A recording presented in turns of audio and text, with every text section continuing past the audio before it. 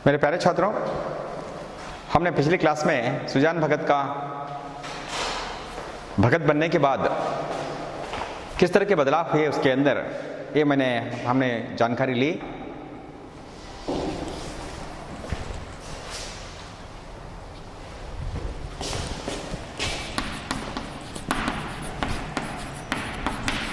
सुजान भगत ने उसकी पत्नी बुलाकी और बड़ा बेटा भोला, छोटा बेटा शंकर।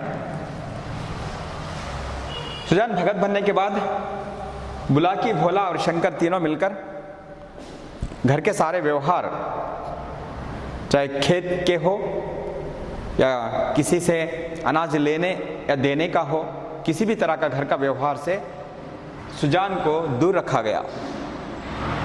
आपस में ही इन तीनों ने सारे व्यवहार को निपटा लेते थे। एक बार घर के द्वार पर जब भिक्षुक आता है, भिक्षा के लिए चिल्ला रहा है, कोई उठकर भिक्षा नहीं दे रहा। भोला आकर अपनी माँ से कहता है, माँ, कोई महात्मा द्वार पर भीख मांगने के लिए आए हैं, उन्हें कुछ दे दो, नहीं तो उनका रोया दुखी हो जाएगा। सुजान भगत हमेशा कहते रहते थे कि किसी का रोया दुखी ना हो। रोया मतलब रूह दुखी ना हो, आत्मा दुखी ना हो। व्यंग्य रूप से भोला अपनी माँ से कहता है जो पिताजी हमेशा कहते हैं। माँ कहती है, क्या सुजान के पाँव में क्या मेहंदी लगी है? क्या उठकर नहीं आ सकते? खुद भीख नहीं दे सकते? इस तरह से सुजान का अनादर घर में शुरू होता है। और आखिर सुजान भगत उठकर आते हैं और टोकरी में जौ यानी जौहर, जोड़ा आप कन्नड़ में बोलते हैं, उसे टोकरी में भरकर देने के लिए जाता है तो भोला उसे छीन लेता है। भिक्षा की तरह दी जाती है, लुटाई नहीं जाती। कितने मेहनत से मैं घर में अनाज आता है, क्या आपको मालूम है? कहकर उनका अनादर करता है और हाथ से टोकरी छीनकर अंदर ले जाता है। सुजान भगत टोकरी में जानबूझकर जो सेर भर लिया था। भिक्षा तो थोड़ी दी जाती है, ये सुजान को भी मालूम था, लेकिन वो इन लोगों को चिढ़ाने के लिए जानबूझकर ज़्यादा सेर भर अनाज लेकर दान देने के लिए जा रहा था, तो छीन लिया गया। इस घटना से सुजान के मन पर इतना प्रभाव पड़ता है कि वो घर के सामने वाले पेड़ के नीचे जाकर बैठ जाता है। सोचने लगता है कि मेरे साथ क्या हो रहा है। पहले क्या था सुजान, अब क्या हो गया है। गांव वालों के लिए महात्मा है, धर्मात्मा है, लेकिन घर वालों के लिए कोरा भगत बन गया है। भोला आकर बुलाता है, खाने नहीं जाता। बुला के आकर बुलाती है, कहता है, रख दो, तेरे बच्चे खाएंगे, बच्चों की कमाई है, बच्चों के साथ तुम मिल चुकी हो, कहकर सारी नाराजगी बताता है बुलाकी को। बुलाकी उससे झगड़ा करती है।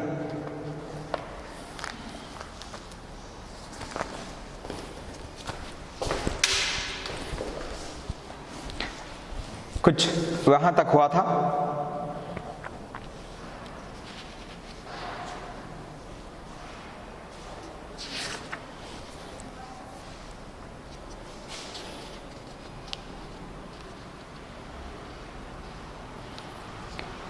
मुझसे घर से क्या मतलब ही क्या?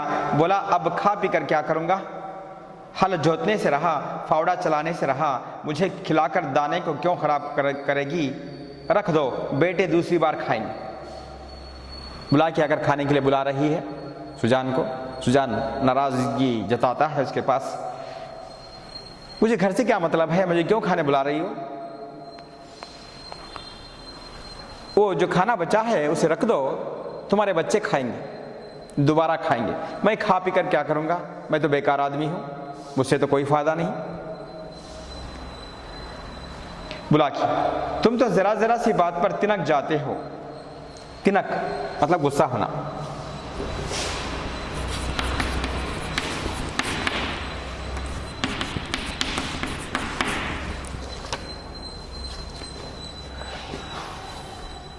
कहती है कि गुस्सा हो जाते हो, सच कहा है बुढ़ापे में आदमी की बुद्धि मारी जाती है। वन मार्क क्वेश्चन, बुढ़ापे में आदमी की क्या मारी जाती है? बुद्धि मारी जाती है या मति मारी जाती है? ये आंसर है।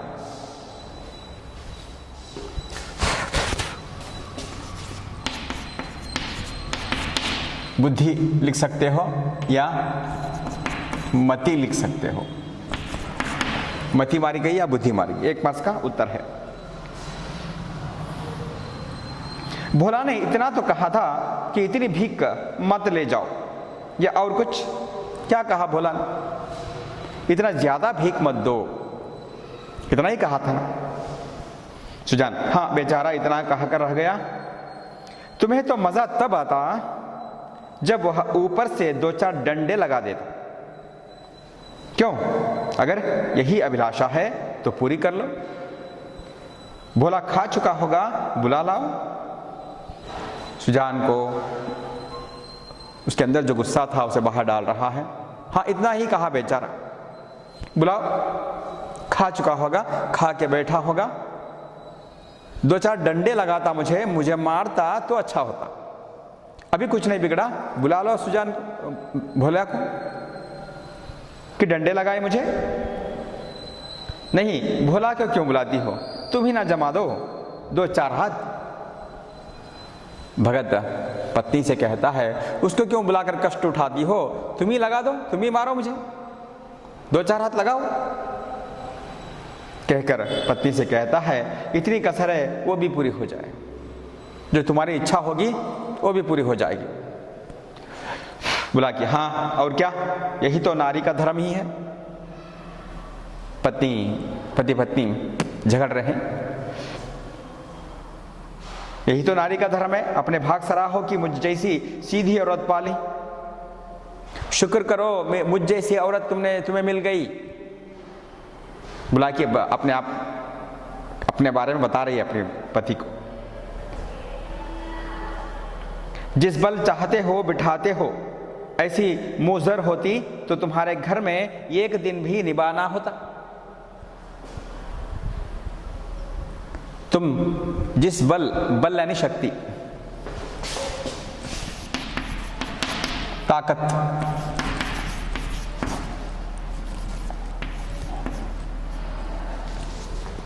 जैसा चाहते हो वैसा करते हो, जहां चाहते हो वहां पर बैठाते हो।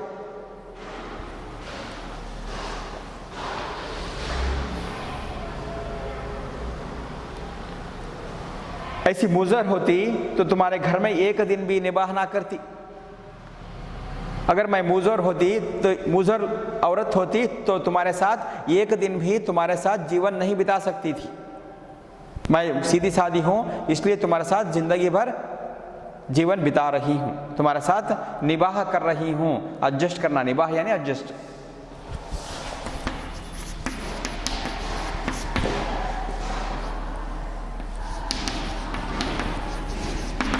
एडजस्ट कर लेना, मिलजुल कर रहना। सुजान, हाँ भाई वह तो मैं ही कह रहा हूं कि देवी थी और हो। तुम देवी थी और देवी हो। मैं तब भी राक्षस था, अब भी दैत्य हो गया हूं।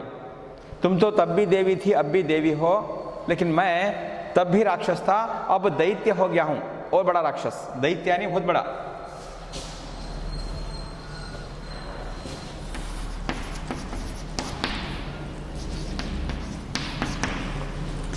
अब और भी बड़ा राक्षस हो गया हूं। अपने आप से कह रहा है, बेटे कमाऊ हैं, उनकी सी कहोगी तो क्या मेरी सी कहोगी? मुझसे अब क्या लेना देना? अब बेटे कमा रहे हैं, उनकी तरह बात करोगी। अब क्यों मेरे बारे में मेरी तरह बात करोगी? मेरी तरफ तुम नहीं बोल सकती क्योंकि मैं नहीं कमा रहा हूं। इस तरह व्यंग्य रूप से पति पत्नी के झगड़े चल रहे हैं। बोला कि तुम झगड़ा करने पर तुले हुए हो, मैं झगड़ा बचाती हूं कि 4 आदमी हंसेंगे। देखो तुम झगड़ा कर रहे हो, हमारा झगड़ा देखकर 4 लोग हंसेंगे, और क्या? चलकर खाना खा लो सीधे से, नहीं तो मैं जाकर भूखी सो जाऊंगी। बुलाकी पति से कहती है चलो चलकर खाना खाते हैं, अगर तुम खाना खाने नहीं आए तो मैं जाकर सो जाऊंगी। सुजान, तुम भूखी क्यों सो रहोगी? तुम्हारे बेटों की तो कमाई है। हाँ, मैं बाहरी आदमी हूं। अरे भी, तुम भूखी क्यों सो जाओगी? तुम्हारे बेटों की तो कमाई है, ऐसा मत करो, कहकर अपनी पत्नी से व्यंग्य रूप से बात करता है। बोला कि बेटे तुम्हारे भी तो हैं, बेटे तुम्हारे भी तो हैं, मेरे क्यों? सुजान, नहीं, मैं ऐसे बेटों से बाज आया। किसी और के बेटे होंगे, मेरे बेटे होते तो क्या मेरी दुर्गति होती? मेरे बेटे नहीं, मेरे बेटे होते तो मेरी ये दुर्गति नहीं आती। दुर्गति, बुरे दिन।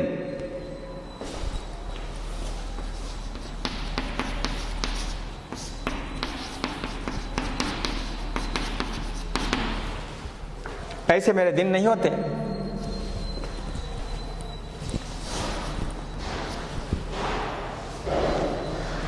मेरे दिन इतने खराब नहीं होते, मेरी ऐसी हालत नहीं होती अगर मेरे बच्चे होते, कहकर वो कहता है। बोला कि गालियां दोगे तो मैं भी कुछ कह बैठूंगी।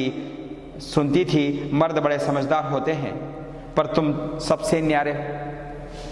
देखो तुम गाली दे रहे हो, मेरे बेटे नहीं मतलब तुम गाली दे रहे हो मुझे। अगर ऐसा मत कहो, मैं समझती थी कि मर्द बड़े समझदार होते हैं, लेकिन तुम तो न्यारे हो, न्यारे।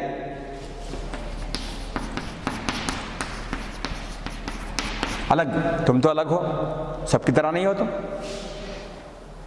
आदमी को चाहिए कि जैसा समय देखे वैसा काम करे। आदमी को, पत्नी कहती है, आदमी को चाहिए जैसा समय देखे वैसा काम करे। 3 मार्क्स का संदर्भ आएगा एनुअल एग्जामिनेशन में, यही ये लाइन दिया जाएगा। आदमी को जैसा चाहिए, आदमी को चाहिए कि जैसा समय देखे वैसा काम करे। प्रेमचंद जी द्वारा लिखित सुजान भगत गद्य से लिया गया है। उपरोक्त पंक्तियों को बुला के अपने पति से कहती है। पति घर के लोगों से नाराज होकर, उनके अनादर की वजह से नाराज होकर पेड़ के नीचे बैठ जाता है, खाना खाने नहीं जाता। खाना खाने के लिए बुला के आकर उसे बुलाती है, दोनों में झगड़ा शुरू हो जाता है। इन झगड़े के दौरान बुला की अपने पति से कहती है, और कुछ पॉइंट्स अगर लिखने की वजह से आपको 3 अंक मिल जाएंगे। संदर्भ पूछा जाएगा, कंपलसरी एक संदर्भ इस गद्य से पूछा जाएगा। अब हमारा और तुम्हारा निभा इसी में है कि नाम के मालिक बने रहें और वही करें जो लड़कों को अच्छा लगे। देखो, इसमें भलाई इसी में है कि हम दोनों नाम के मालिक बने रहें। वो कमाते हैं, उन्हीं की तरह रहना है, उनके साथ मिलजुल कर रहना है, यही सही है, यही अक्लमंद है, अक्लमंद का काम है, कहकर अपने पति को समझाने की कोशिश कर रही है। मैं यह बात समझ गई, तुम क्यों नहीं समझ पाते? जो कमाता है उसी का घर में राज होता है। बुला के अपने पति को समझाने की कोशिश कर रही है। देखो, जो कमाता है घर में उसी का राज होता है। हम तो नहीं कमा रहे, बच्चे कमा रहे हैं, उन्हीं का राज है, उनके साथ मिलजुल कर रहना सही है, ये समझाने की कोशिश कर रही है। देखो, जो कमाता है उसी का घर में राज होता है। 1 मार्क क्वेश्चन का आंसर एग्जामिनेशन में पूछा जाएगा। यही दुनिया का दस्तूर है। मैं बिना लड़कों से पूछे कोई काम नहीं करता, काम नहीं करती। तुम क्यों अपने मन की करते हो? इतने दिनों तक तो राज कर लिया, अब क्यों इस माया में पड़े हो? आधी रोटी खाओ, भगवान का भजन करो और पड़े रहो। क्यों तुम इस मोह माया में पड़े हुए हो? क्यों घर के अधिकारी बनना चाहते हो, मालिक बनना चाहते हो? हम तो नाम के मालिक हैं, रहेंगे। वो कमा रहे हैं, उनको राज करने दो, उनको अधिकार दे दो। जो कमाता है वही घर का मालिक होता है। कहने की बात बुला के अपने पति को समझाने की कोशिश कर रही है। बुला के अपने बच्चों से मिल चुकी है, लेकिन सुजान नहीं मिल पा रहा है। घर का मालिक, सच्चा मालिक वो है, वही बनना चाहता है। जो अधिकार है उसका वो छोड़ने के लिए तैयार नहीं है। आधी रोटी खाओ, भगवान का भजन करो और पड़े रहो, कहकर बुला के अपने पति को कहती है, किसने किससे कहा। 1 अंक के लिए पूछा जाएगा, कंपल्सरी एनुअल एग्जामिनेशन में आएगा। 1 बुला के अपने पति से कहा, इतना लिखने से आपको 1 अंक मिल जाएगा। चलो खाना खा लो सुजान। तो अब मैं द्वार का कुत्ता हूं, आधी रोटी खाऊं, भजन करूं और पड़ा रहूं, कि घर का कुत्ता हूं मैं, आधी रोटी खाऊं और पड़ा रहूं, ऐसा कह रही हो। बुला की बात जो थी मैं वह मैंने कह दी, अब अपने को जो चाहो समझो। सुजान ना उठे, बुला की हार मानकर चली गई। सुजान मानने को तैयार नहीं, बुला की बुला बुला कर थक कर चली गई। सुजान के सामने अब एक नई समस्या खड़ी हो गई थी। वह बहुत दिनों से घर का स्वामी था और अब भी ऐसा ही समझता रहा। परिस्थिति में कितना उलटफेर हो गया था इसकी उसे खबर ना थी। सुजान के सामने एक समस्या खड़ी हो गई है, एक प्रॉब्लम है। क्या है? बहुत दिनों से सोच रहा है, घर का स्वामी वो समझता था, घर का मालिक अपने आप को समझता था, लेकिन मैं हूं नहीं, सिर्फ नाम का मालिक हूं। ऐसा नहीं हो सकता।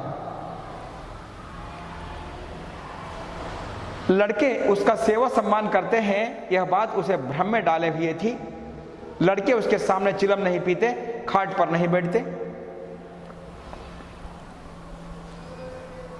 ये समझता था, सुजान समझता था कि बच्चे इसे काम करने नहीं दे रहे, कि घर का मालिक हो इसलिए काम करने नहीं दे रहे। ये भ्रम में था सुजान। लपक कर चारपाई उठाते, चिलम भी वही भरते। चिलम चिलम भरना एक पाइप जैसा होता है कुछ,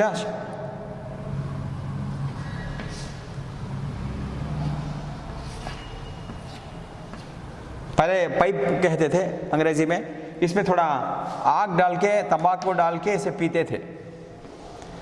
हम लोग हर रोज चाय पीते हैं, उसी तरह आमतौर पे उस ज़माने में पीते थे, ठंड से बचने के लिए। इतना बड़ा गुनाह नहीं था उस ज़माने में। चिलम भरना या उसे पीना उसके सामने नहीं करते थे। क्या यह सब उसके गृह स्वामी होने का प्रणाम न था? पर आज उसे यह ज्ञात हुआ कि यह केवल श्रद्धा थी, उसके स्वामित्व का प्रमाण नहीं।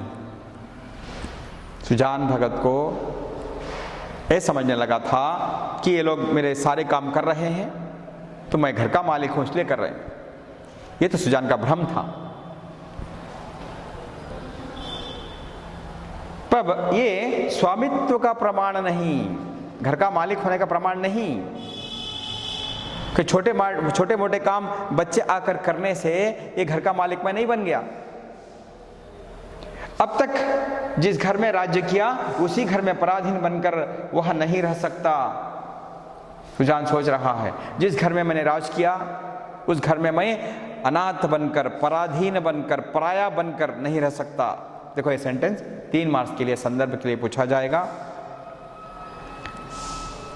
उसी घर में, अब तक जिस घर में राज्य किया उसी घर में पराधीन बनकर वह नहीं रह सकता। 3 अंक वाला संदर्भ पूछा जाएगा। जैसे कि मैंने पहले बताया है, उन सारे अंशों को लिखने के बाद सुजान भगत अपने मन में सोचता है ये बात। बाकी के सारे पॉइंट्स आपको लिखने होंगे, इसके साथ संबंधित सारे पॉइंट्स लिखने होंगे। गद्य का नाम लिखना पड़ेगा और लेखक का नाम भी लिखना पड़ेगा। ये सारे अंशों को लिखने के बाद आपको 3 अंक मिलेंगे। उसको श्रद्धा की चाह नहीं, सेवा की भूख नहीं, उसे अधिकार चाहिए। किसे?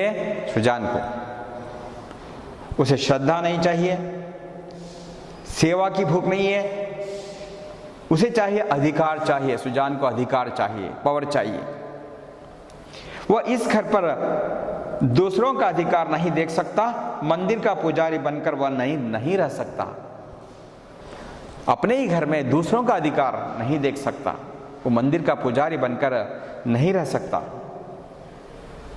न जाने कितनी रात बाकी थी, सुजान ने उठकर गंडासे से बैलों का चारा काटना शुरू किया। गंडासा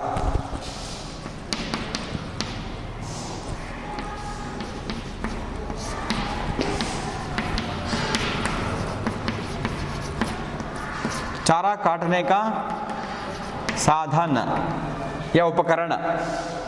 आप ग्रामीण प्रदेश में अगर गए तो आप देख सकते हो गंडासा।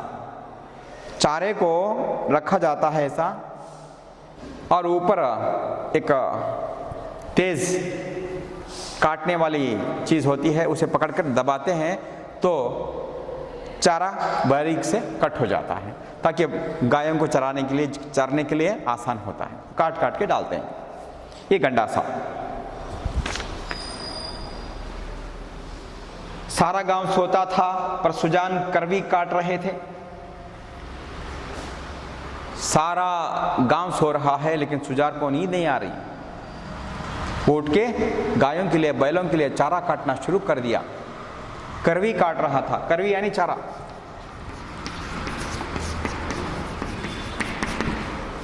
चारा काट रहा है सुजान। बराबर चारे के लिए हाय हाय पड़ी रहती थी। शंकर भी काटता, भोला भी काटता था, पर चारा पूरा ना पड़ता था। आज वह इन लौंडों को दिखा देंगे चारा कैसे काटना चाहिए। शंकर भी काटता था, भोला भी काटता था, लेकिन गायों के लिए चारा हमेशा कम पड़ता था। अब ये सोच रहा है सुजान, अगर चारा किस तरह काट कर बैलों को डाला जाता है मैं दिखाऊंगा।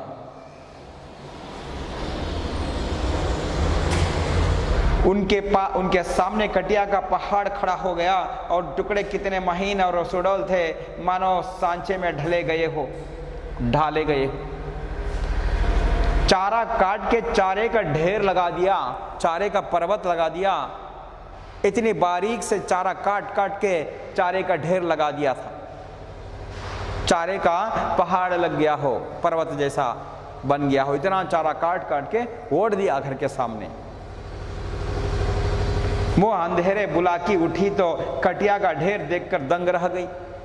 सुबह उठकर बुलाकी आकर बाहर देख रही है, ये क्या चारा इतना, किसने काटा होगा। सुजान तो भगत बन गया है, वो तो नहीं काटेगा। अब शायद भोला या शंकर दोनों में एक काट सकते हैं, कहकर बुलाकी का अनुमान था। बोली, क्या भोला आज रात भर कटिया ही काटता रह गया? कितना कहा कि बेटा जी जहान है, पर मानता ही नहीं, रात को सोया ही नहीं। यही अनुमान था बुलाकी को कि दोनों बेटे में एक बेटा चारा काट के ओढ़ दिया होगा। भोला रात भर चारा काटता रहा, सोया नहीं। कितनी बार कहा तुम्हें, जी है तो जहान है। अपना स्वास्थ्य को ठीक रखो। आप स्वस्थ रहोगे तो काम कर सकोगे। रात भर सोया नहीं, कहकर पूछ रही है। सुजान भगत ने ताने से कहा, वह सोता ही कब है, जब देखता हूं तब काम ही करता रहता है। सुजान व्यंग्य रूप से कहता है, वो सोता कहाँ है, तो मैं देखता हूं, मैं जब भी देखता हूं कोई ना काम करता ही रहता है बेचारा।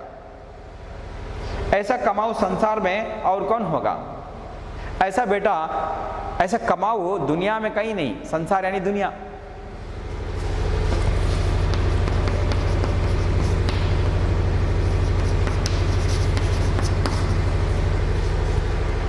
और दुनिया में मैं कहीं नहीं देखा। इतने में भोला आंखें मलता हुआ बाहर निकला। उसे भी यह ढेर देखकर आश्चर्य हुआ। सुजान अपने बुलाकी से कहता, अपनी पत्नी से कहता है, इतने में भोला आंखें मलता हुआ बाहर निकला। उसे भी यह ढेर देखकर आश्चर्य हुआ। भोला आंखें मलता हुआ बाहर निकला, देख रहा है चारे का ढेर लग गया है, चारे का पर्वत लग गया है। उसे आश्चर्य हुआ, भोला को भी आश्चर्य हुआ।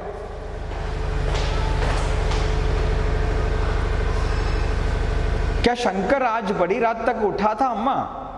बुलाकी, वह तो पड़ा सो रहा है, मैंने तो समझा तुमने काटी होगी। भोला कहा, शंकर रात भर सोया नहीं अम्मा, इतना चारा काट दिया शंकर ने। बुलाकी कहती है, वो तो अंदर सो रहा है, मैं सोची कि तुम काटे हो चारा।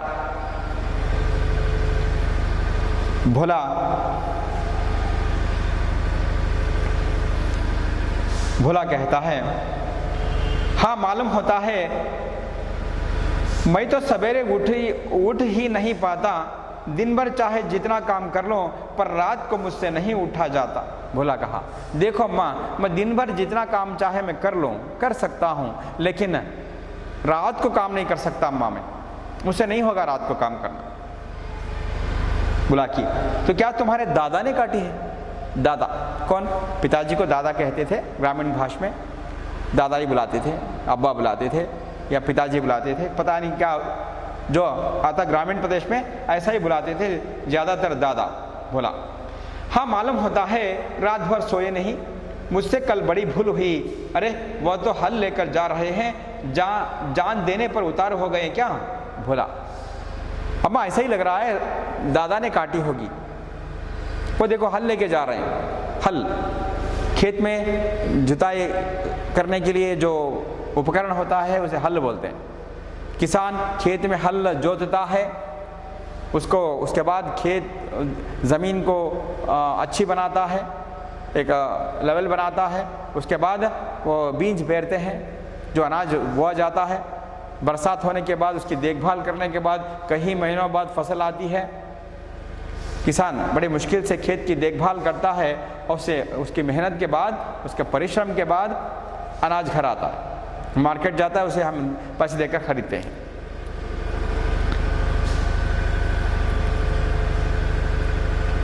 कल मुझसे बहुत बड़ी भूल हो गई अम्मा, मैंने ऐसा कहना नहीं चाहिए था, पिताजी से अनाज की टोकरी छीनना नहीं चाहिए था, मैंने कुछ गलत कर दिया। अरे देखो हल लेके जा रहे हैं खेत पर, जान देने पर उतार हो गए, खाना भी नहीं खाया उन्होंने कल। बुलाकी, क्रोधी तो सदा के हैं, अब किसी की सुनेंगे थोड़े ही, वो पहले से गुस्से वाले हैं, अब किसकी बात सुनेंगे वो? किसने किससे कहा? 1 मार्क क्वेश्चन। बुलाकी भोला से कहा, इतना लिखा तो 1 मार्क्स मिल जाएगा। भोला, शंकर को जगा दो, मैं भी जल्दी से मुंह हाथ धोकर हल ले जाऊं। जब और किसानों के साथ भोला हल लेकर खेत में पहुंचा तो सुजान आधा खेत जोत चुके थे। अम्मा शंकर को उठाओ, मैं भी जाता हूं। हाथ मुंह धोकर भोला खेत जाता है, तब तक सुजान आधा खेत जोत चुका था। जोतना यानी हल चलाना, खेत में हल चलाना कर चुका था। बहुत सारे किसान ऑलरेडी खेत में पहुंच चुके थे। तब गया भोला। दोपहर हुआ, सभी किसानों ने हल छोड़ दिए, पर सुजान भगत अपने काम में मग्न है। भोला थक गया है, उसकी बार बार इच्छा होती है कि बैलों को खोल दें।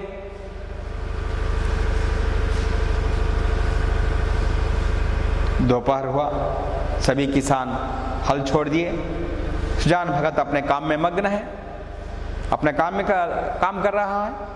सुजान भगत होने के बाद उसे किसी भी तरह का खेती बाड़ी का काम नहीं करना चाहिए। जो काम से आमदनी आती हो वो काम नहीं करना चाहिए था सुजान भगत होने की वजह से।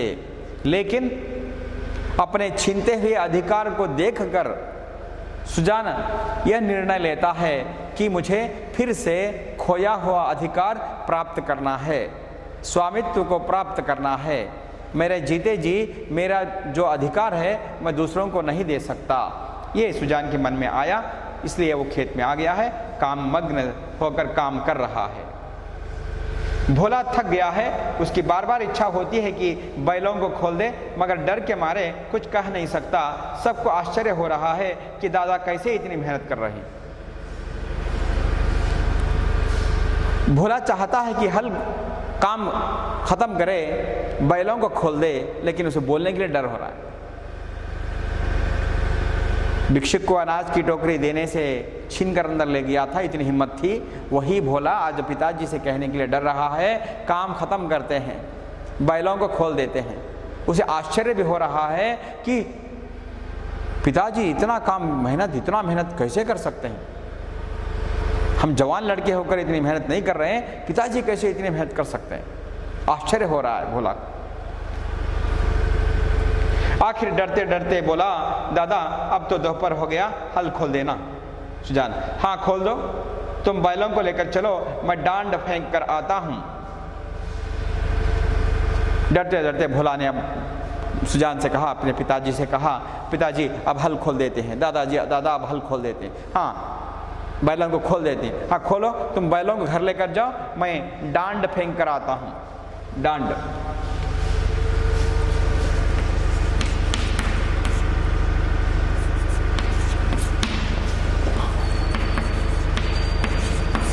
डांड मतलब लकड़ी।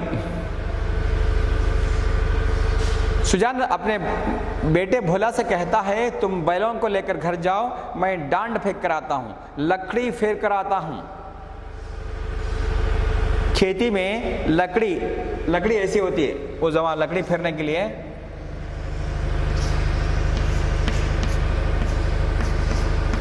इस तरह की लकड़ी से बना हुआ एक उपकरण होता है। इसे खेत को लेवल करने के लिए यूज करते हैं, उपयोग करते हैं।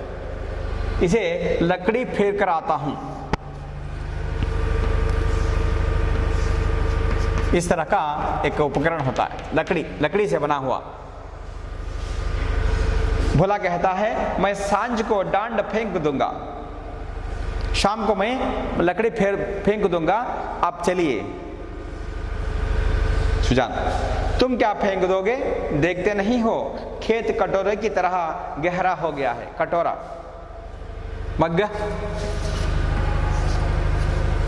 इसे कटोरा बोलते हैं।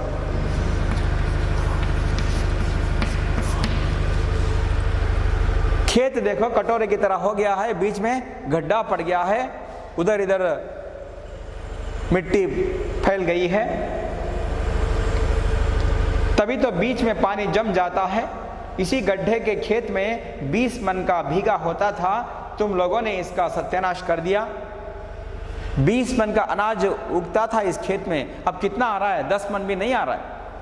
आप लोगों ने खेत का सत्यानाश कर दिया।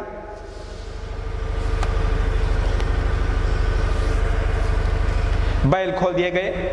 भोला बैलों को लेकर घर चला, पर सुजान डांड फेंकते रहे।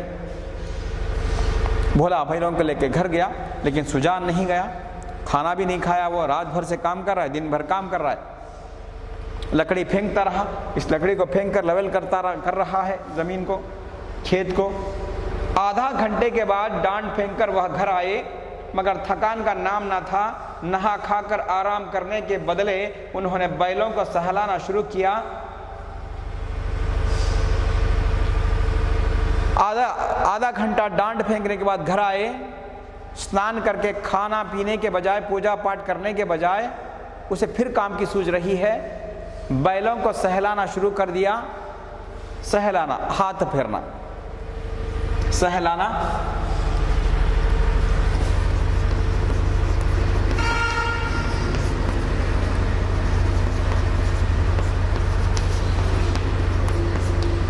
बैलों के चेहरे पर, पीठ पर हाथ फैलाने से बैल खुश होते हैं, बैलों को आराम मिलता है, बैलों की थकान दूर होती है, तब जाके बैल और खुशी से काम कर सकते हैं खेत में।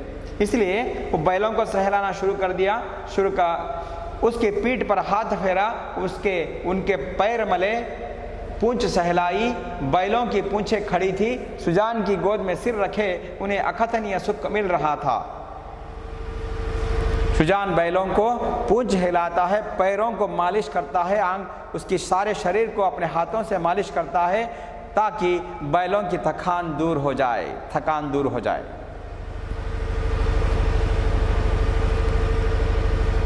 सुजान की गोद में सिर रखे किसे अकथनीय सुख मिल रहा था? वन मार क्वेश्चन। बहुत सारे छात्र लिखते थे, बुलाकी को कह के लिखते हैं, क्योंकि सुजान की गोद में कब फिर कौन से रखते हैं? अपनी उसकी पत्नी रखती है, ऐसा सोच के लिख देते हैं, ना पढ़ते ना देखते। बैलों को लिखना है, उत्तर बैलों को।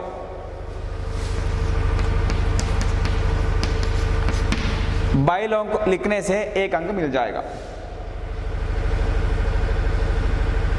बहुत दिनों के बाद आज उन्हें यह आनंद सुख प्राप्त हुआ था। उनकी आंखों में कृतज्ञता भरी हुई थी, मानो वे कह रहे थे, हम तुम्हारे साथ रात दिन काम करने को तैयार हैं। बैल इतने खुश हुए, खुशी से बैल सुजान को देख रहे हैं, वो ऐसा कह रहे हों।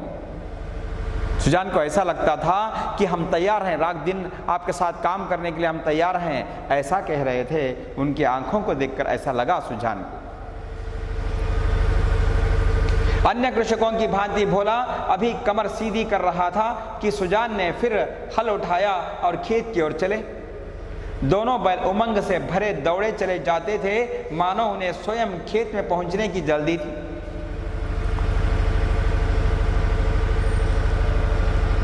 अन्य कृषकों की भांति भोला अभी कमर सीधी कर रहा है।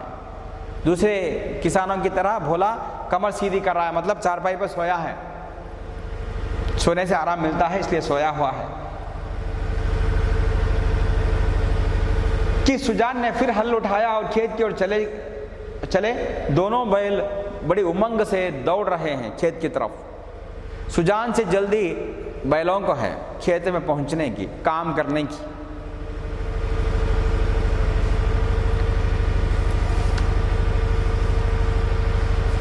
भोला ने मड़ैया में लेटे लेटे पिता को हल लिए जाते देखा, चारपाई पर छोटा चप्पर। मड़ैया यानी छोटा चप्पर।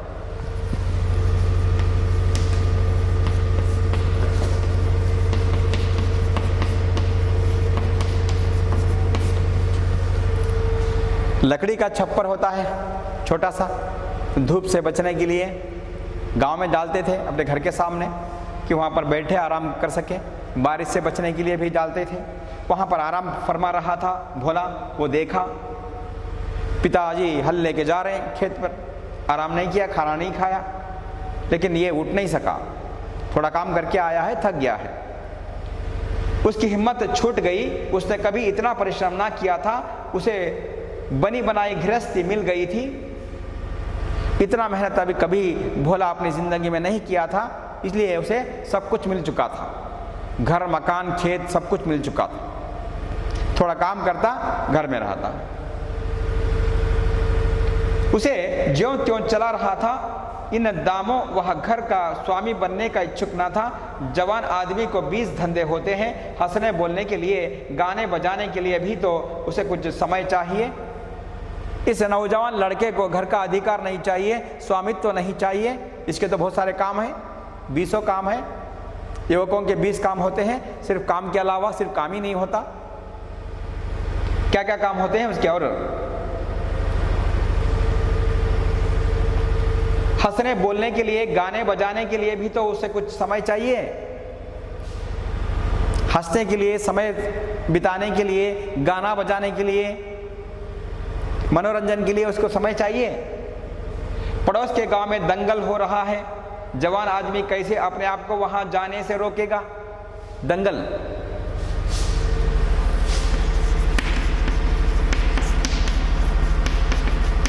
कुश्ती, दंगल मूवी आई थी आमिर खान की, देखा होगा आप, इंस्पिरेशनल मूवी।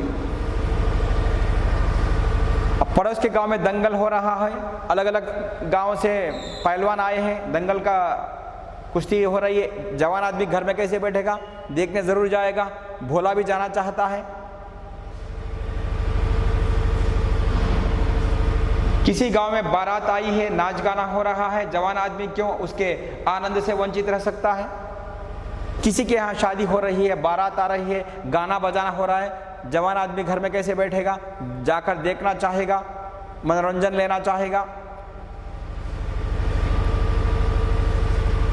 वृद्धजनों के लिए ये बाधाएं नहीं। उन्हें ना नाच गाने से मतलब, ना खेल तमाशे से गरज, केवल अपने ही काम से काम है। वृद्धजन, बूढ़ों के लिए क्या इन चीज़ों में दिलचस्पी नहीं होती। अपने काम से वो मतलब रखते हैं, 24 घंटे अपने काम में लगे रहते हैं। इन सारे कामों के लिए उनके पास समय नहीं है। बुलाकी ने कहा, भोला तुम्हारे दादा हल लेकर गए। बुलाकी आकर देखी, भोला सो रहा है, पिताजी उसके पति हल लेके खेत में जा रहे हैं। भोला, पिताजी हल लेके जा रहे हैं। बोला जाने दो अम्मा, मुझसे नहीं हो सकता, थोड़ा काम करके आ गया, थक गया बेचारा। लेकिन रोब इतने थे कि पूरा काम यही करता है, सारा काम यही करता है, सारी ज़िंदगी यही कमा के रखा हुआ है, ऐसे रोब थे। समय के अभाव के कारण हम यहाँ पर समाप्त करते हैं। अगली कक्षा में और क्या होता है, सुजान किस तरह खेती बाड़ी में काम करता है, फिर अपना खोया हुआ अधिकार वापस प्राप्त करता है, हम अगली कक्षा में ये गद्य शायद ख़त्म हो जाएगा। आप सबका धन्यवाद।